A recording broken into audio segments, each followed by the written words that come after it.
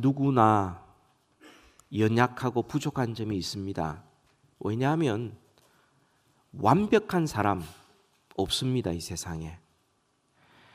누구에게나 그 약점과 강점이 있는데요. 근데 지나다 보면은 처음에 이게 참 나의 약점이다 생각했던 것들이 나중에 그게 큰 장점이 될 수가 있고요. 또 처음에 이것이 참 그 사람의 강점이다 라고 했던 것들이 나중에 지나보면 그 사람에게 정말 심각한 약점이 되는 것들 우리는 종종 보게 됩니다. 여러분, 소심한 사람들이 사업을 시작하면 어떻게 되겠습니까? 아주 소심한 사람이. 그런데 어느 책 제목에 보니까 소심한 사람이 성공한다, 이런 책 제목이 있어요. 소심한 사람이 꼼꼼하게 챙기다 보니까 사업을 해도 아주 잘해서 성공하는 경우가 있습니다. 반죽 좋은 사람이 있죠. 어디든지 말을 잘 붙이고 성격도 좋고 누구하고든 잘 지내는 이런 사람들이 너무나 좋은 장점인데도 불구하고 나중에 지나고 보면 실속이 없고 그의 삶에 내실이 없는 경우 보게 됩니다. 중요한 것은 그 사람에게 있는 장점이 뭐냐, 그 사람에게 있는 약점이 뭐냐, 그 자체가 중요한 게 아니에요. 오히려 그 약점 때문에 그 사람이 더 노력한다면 그것이 그에게 장점이 될 수 있고, 또 그 강점을 갖고 있으면서도 여전히 자기의 부족함을 깨닫고 한계를 아는 사람들은 그것을 잘 활용할 수가 있기 때문에 그것을 어떻게 사용하느냐, 이런 지혜가 훨씬 더 중요한 것입니다. 오늘 본문에 나타난 내용이 바로 그런 내용이거든요. 사도 바울에게는 약점과 부족한 점이 참 많았었습니다. 그것 때문에 그는 평생 아팠습니다. 평생 고민이었어요. 평생 기도 제목이었어요. 그런데 그가 지나고 나서 고백하기를, 그것 때문에 나는 내 인생을 정말 가치 있게, 유익하게, 의미 있게 살았다, 그렇게 고백을 합니다. 여러분 아시다시피 사도 바울에게는 육체의 가시가 있었어요. 7절에 있는 그대로입니다. 여기에 대해서 여러 가지 견해가 있죠. 첫 번째가 사도 바울은 이 척추에 장애가 있었다, 이런 견해가 있습니다. 왜냐하면 그가 복음 증거하다가 광주리에 타고 성에서 내려왔거든요. 지금처럼 엘리베이터나 아주 좋은 그런 시설이 아니라 광주리를 타고 내려왔으니까 그 몇 번 내려오다가 아마 척추를 상했을 것이다.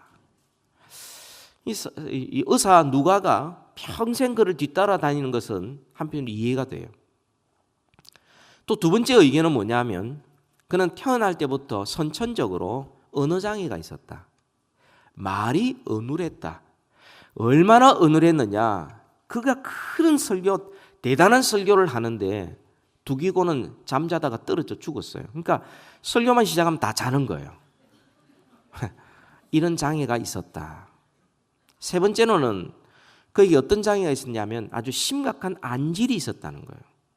이게 다메섹으로 가는 길에 그가 큰 빛을 만났지 않습니까? 얼마나 그 빛이 강렬했던지 며칠 동안 눈을 뜰 수가 없었어요. 그때 아주 심각하게 상했기 때문에 그는 평생 안질 때문에 고생했다. 또 네 번째로는 그에게는 간질이 있었다. 시저가 있었다. 왜냐하면 그가 자주 종종 신비로운 경험과 환상을 하는데 몸 안에 있었는지 바깥에 있었는지 구분 못할 정도로 그냥 그렇게 일반 사람이 볼 때는 그냥 기절을 한 거죠.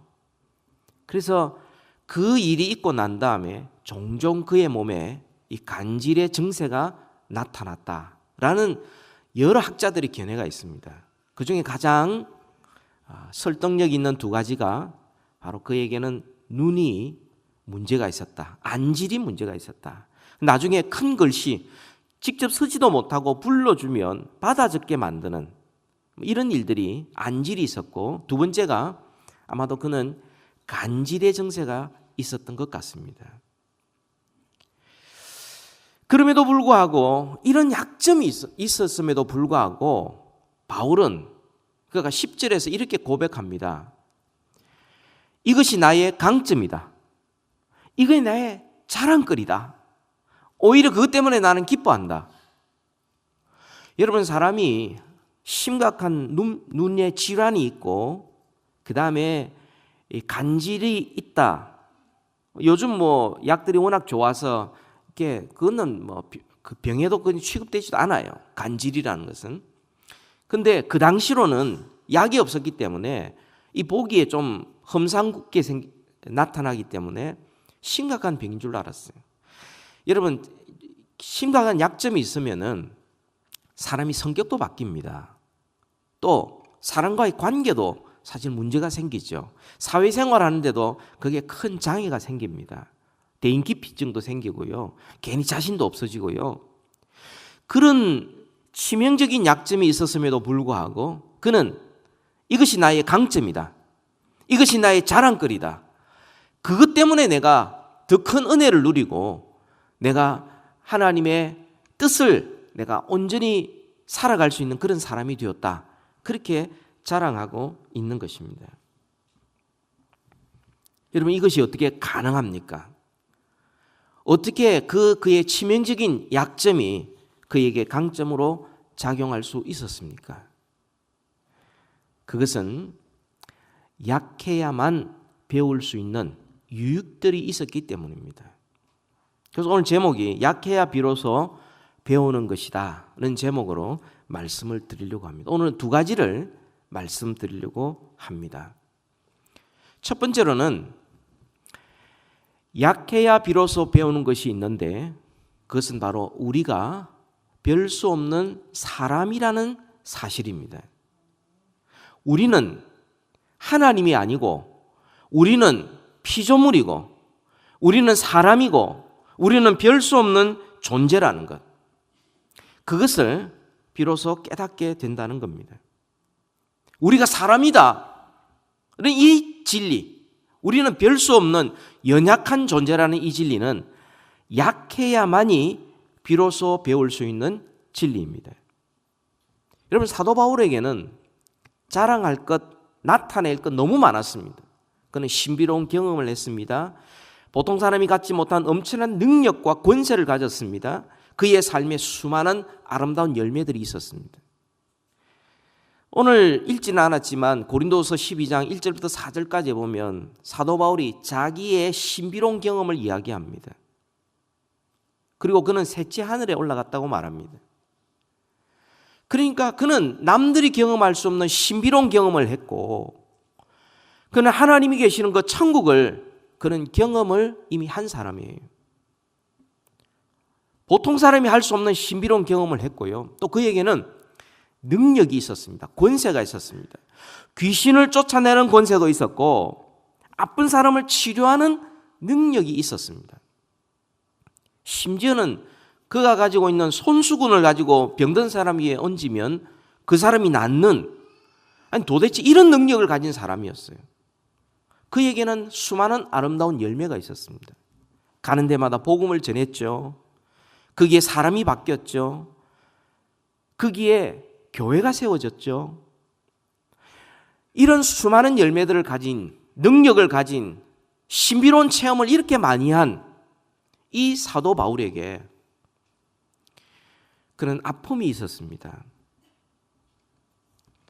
자기 힘으로는 어찌할 수 없는 아픔, 육체의 가시가 있었습니다. 이게 얼마나 힘들었든지 매일매일 힘들었든지 하나님 앞에 한두 번도 아니고 3번씩이나 심각하게 딱 3번만 기도한 게 아니고요. 아마 여러 번 기도했을 겁니다. 근데 심각하게 3번 하나님 앞에 기도했습니다. 그런데 하나님께서 다른 사람의 병은 다 고칠 수 있는 이 사람, 자기 병은 하나님께서 고쳐주지 않았습니다. 왜 그랬을까요?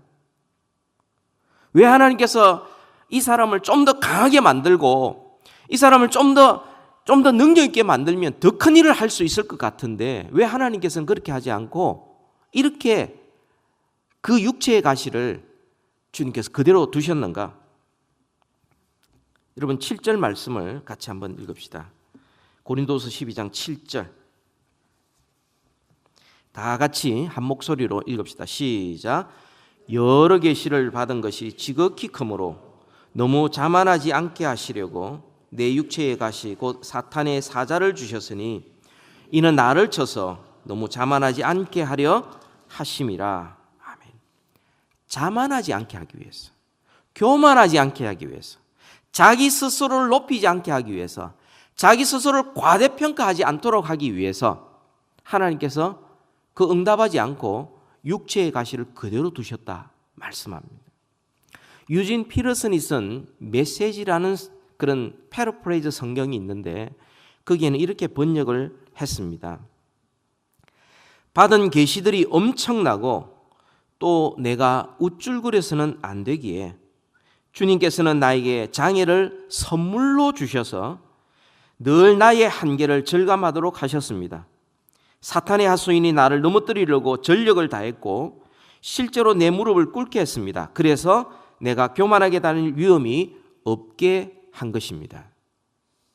우쭐해지려고, 교만해지지 않게 하기 위해서, 자기를 과대평가하여 자기 스스로를 높이지 않게 하기 위해서 하나님께서 육체의 가시를 그대로 두셨다 하는 것입니다. 여러분, 우리가 살다 보면은 잘 될 때가 있지 않습니까?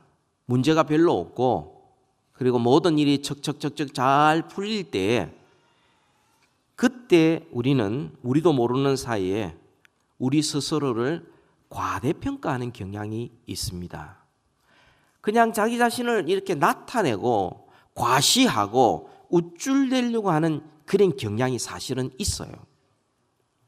직접 대놓고 자랑하면 표시나니까 사람들이 옆에서 대단하십니다 그러면 아이 뭐 그런 걸 가지고 그냥 다 하는 거죠 뭐 이러면서 즐기면서 그걸 우쭐대면서 막 이러면서 그냥 자기를 이렇게 스스로 높이려고 하는 그런 경향이 우리 모든 사람들에게 다 있습니다.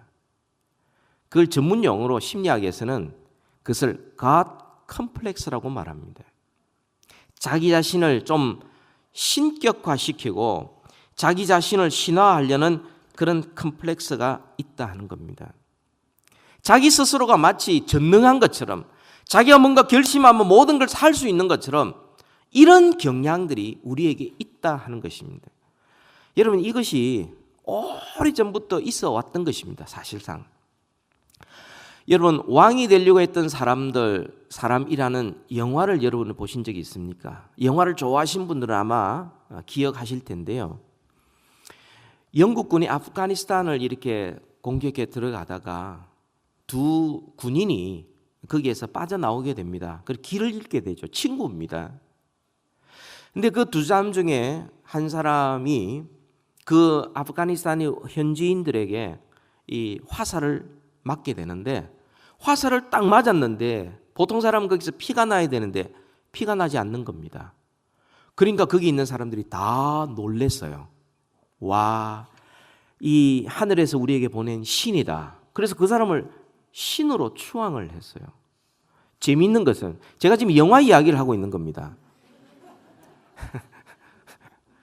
재미있는 것은 그 사람이 자기 스스로 점점 하나님이라고 생각하는 거예요.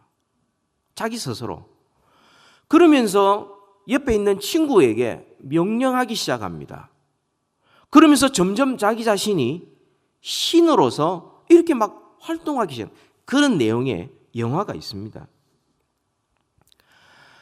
이 God complex라는 것은 자기는 어려움을 당하면 안 되고 자기에게는 모든 일이 잘 풀려야 되고 어려움을 당하면 얼마든지 하나님 앞에 원망하고 또 하나님 앞에 따질 수 있는 권리가 자기에 있다고 생각하는 거예요. 이게 하나님과 자기를 동등되게 생각하기 때문에 생기는 현상이죠.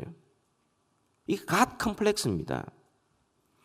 여러분, 직업 중에 이런 갓 컴플렉스가 가장 많이 나타나는 직업군들이 있는데 그 첫 번째가 판사입니다. 판사. 판사는 선고하고 똥똥 때리면 그 사람의 일생이 바뀌지 않습니까? 그죠? 그러니까 자기도 모르는 사이에 자기는 남들보다 더 판단력이 뛰어나다고 생각하고 자기는 실수가 없다고 생각하고 그리고는 자기 의견이 남 의견보다 훨씬 더 낫다라고 항상 생각하는 경향이 있다는 것이죠. 또 한 부류는 외과 의사입니다. 외과 의사는 마취하고 오잖아요. 딱 자기 앞에 이 사람의 생명이 달려 있는 거예요. 그러니까 남의 의견을 들으려고 하지 않아요. 자기 확신에 사로잡혀 있어요. 이게 이제 일상생활 속에서 갓 컴플렉스가 그대로 나타나는 것입니다. 오늘날 기독교인들 중에서도 일부분이 이런 갓 컴플렉스가 있어요. 자기는 남들보다 다르다고 생각하고 남들보다 더 우월하다고 생각하고 그래서 자기가 하는 모든 일들은 옳다고 생각해서 주장하고 남한테 강요하고 이런 사람들이 일부분이 있다 하는 것입니다. 여러분, 사탄이 처음 에덴 동산에서 아담과 하와에 유혹할 때 무엇을 이용했느냐 하면 이 갓 컴플렉스를 이용했어요. 이 열매 먹어도 죽지 않는다. 죽지 않을 뿐만 아니라 하나님처럼 된다. 거기에 그냥 사람들이 덥석 그 하나님이 먹지 말라는 선악을 알게 하는 나무 열매를 먹었지 않습니까? 그렇죠? 우리 속에는 죄인들 속에는 다 자기 스스로 뭔가 하나님처럼 되려고 하는 그런 경향이 있습니다. 그래서 우리는요, 우리 스스로의 한계와 부족함과 연약함을 알 수 있는 기회를 갖는 것이 굉장히 중요합니다. 마치 자기가 하나님 것처럼 생각한다면 자기의 연약함과 한계를 인정하지 않으려고 그래요. 다른 사람들의 약점에 대해서 정죄하고 용서를 못해요.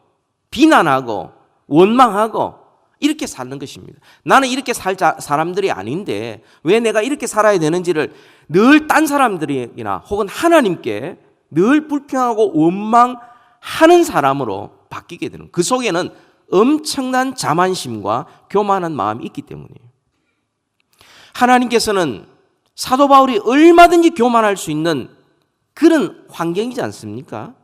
그런 능력이 있고 그런 체험을 했고 그런 열매들이 있고, 근데 하나님께서는 그에게 자만하지 않도록, 교만하지 않도록 연약한 존재인 것을 기억하도록 하기 위해서 하나님께서 그에게 육체의 가시를 주신 것입니다.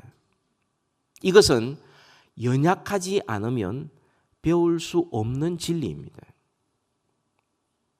연약해야, 어려움을 만나야, 고난을 당해야 내가 할 수 있는 것이 있고 내가 하지 못하는 것이 있구나. 이걸 구분할 줄 알게 됩니다. 영원한 것이 있고 있다가 없어지는 것이 있구나. 구분할 수 있는 분별력이 생기는 거죠. 사람이 약해 봐야 비로소 우리는 연약한 존재라는 것을 비로소 깨닫게 되는 것이고, 더 나아가서고 우리는 영원한 것, 없어지지 않은 것, 하나님 앞에 인정받을 만한 것들, 그것을 추구하는 사람으로 우리는 점점 변화될 수 있는 것입니다. 여러분, 우리의 약함은 우리가 얼마나 연약한 존재인지 그것을 우리에게 깨닫게 해 줍니다. 우리 가운데 어려움과 고난과 역경에 있는 사람이 있습니까? 그 고난 속에 불평만 하지 마시고 그 일을 통하여 우리가 얼마나 연약하다는 것을, 현실을 파악하고 자기의 주제를 정확하게 파악할 수 있는 기회로 삼으시기를 바랍니다.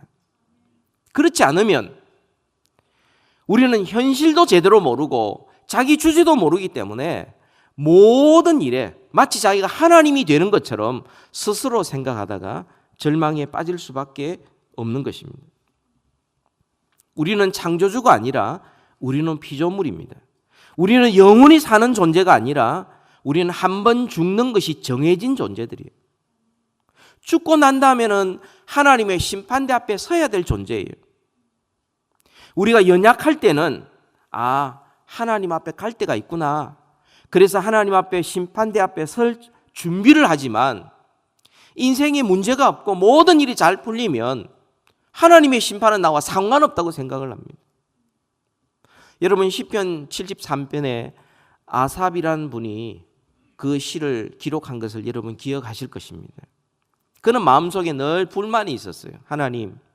하나님을 모르는 사람들이 왜 저래 잘 삽니까? 하나님 모르는 사람들이 왜 저래 건강합니까?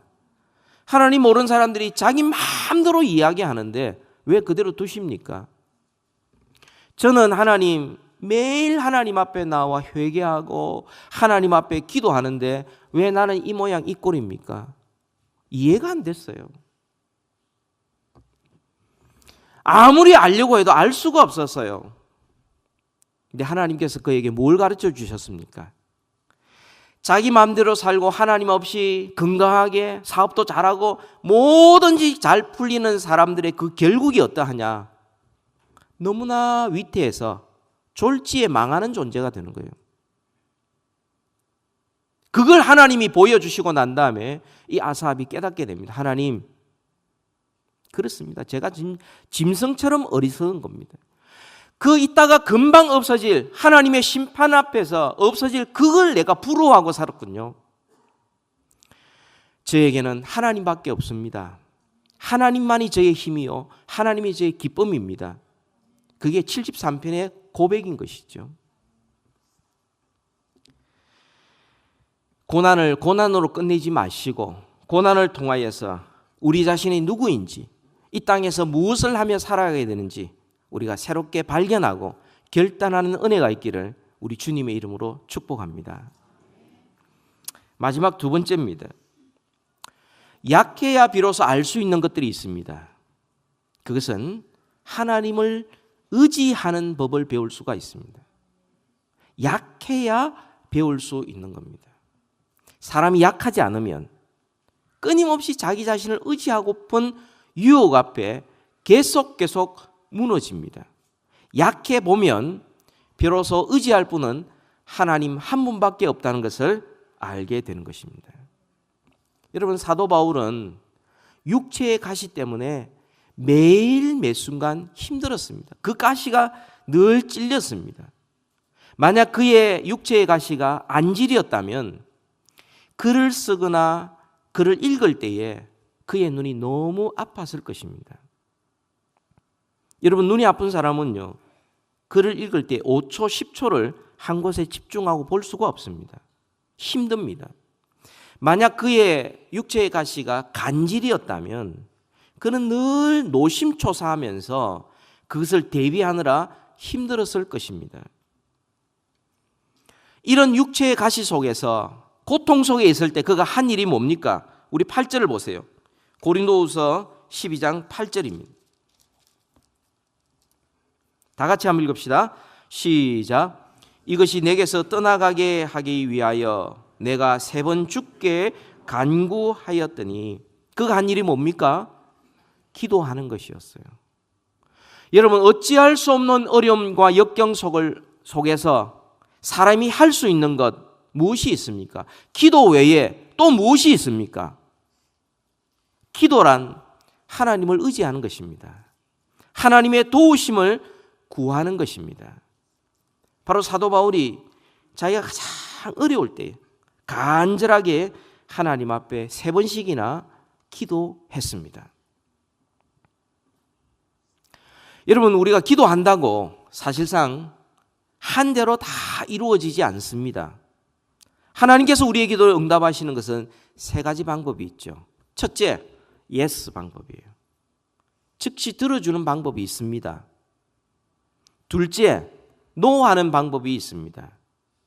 셋째, 기다리라 하는 방법이 있어요. 여러분 기다리라는 것이 노가 아니에요. 그것은 하나님께서 다른 때에 다른 방법으로 다른 것으로 주시려고 노 wait, 주님께서 하시는 거예요. 여러분, 우리 교회가 저 랜데스에 있을 때부터 여기까지 오면서 많은 것들을 경험했는데 그 중에 하나가 6번 계약서 작성했는데 그 상대방에서 그 계약서를 상대방에서 못한다고 그랬어요. 우리는 왜 안 되는지 이해할 수가 없었는데 하나님께서는 여기를 예비해 두신 거예요. 그래서 no, wait 계속 해 오신 것입니다. 사도 바울에게 지금 주님께서 말씀하시는 것은 no입니다. no. 안 된다. 응답하지 않는 것입니다. 아무리 기도해도 안 들어준다. 3번이 아니라 300번이 아니라 3만 번 해도 안 된다. 주님께서 그렇게 말씀하십니다. 주님이 능력이 없어서 그렇게 하셨겠어요? 주님께서 사도 바울이 싫어서 그렇게 했겠습니까? 다른 것들은 다 들어주시는데 주님, 저의 육체의 가시, 이 아픔, 이 고통 좀 없이 해주십시오 하면 하나님의 능력으로 얼마든지 고쳐줄 수 있고 얼마든지 그보다 더한 일도 하실 수 있는 분이 왜 허락지 않았습니까? 하나님께서 허락하지 않는 이유가 있습니다. 그것은 그 모든 약함을 통하여 오직 하나님만 의지하는 인생으로 만드시기 위함이었습니다. 하나님을 의지하지 않고 자기를 의지하고 그리고 인생을 살아갔던 그 삶의 마지막과 부족하고 연약하지만 하나님을 의지하고 살았던 삶의 마지막, 그는 비교할 수 없는 것입니다. 하늘과 땅 차이죠. 하나님께서는 연약함을 통하여 하나님을 더욱더 의지하는 인생으로 만드시기를 원하신 것입니다. 여러분, 사도 바울이 육체의 가시만 있는 거 아니었습니다. 그의 삶에 수많은 환난과 역경이 있었습니다. 어려움이 이루 말할 수가 없었습니다. 그의 어려움을 한번 볼까요? 이 육체의 가시와는 비교할 수 없습니다. 고린도후서 1장을 한번 보십시다.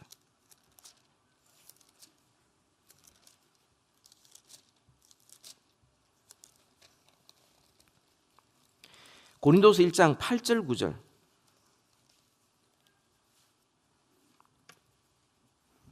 다 같이 한번 읽을까요? 고린도서 1장 8절 9절. 시작.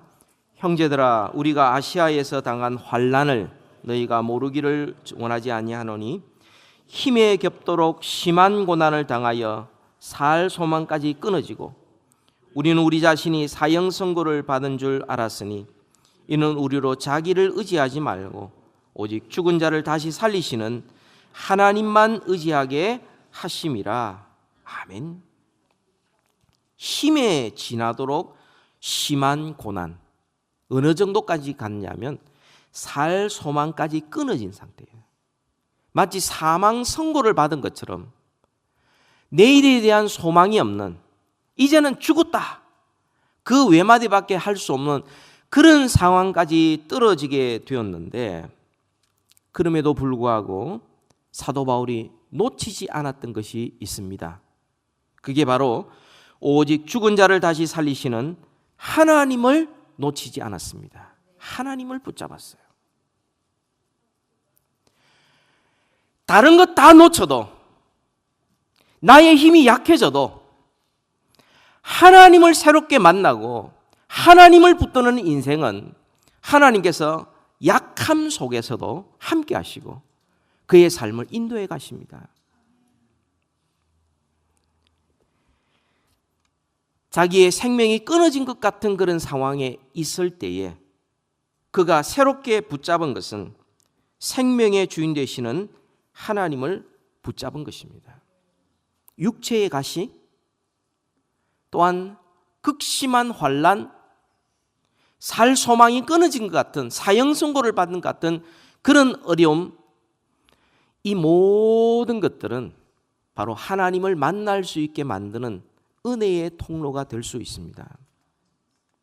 그 가운데 하나님을 바라보고 하나님 앞에 기도하기 시작하면 하나님께서 그를 만나 주실 뿐만 아니라 그를 강하게 만드시는데 우리의 힘이 아닌 그리스도의 능력으로 함께 하신다고 약속합니다. 우리 오늘 본문 다시 12장 9절을 한번 보십시다.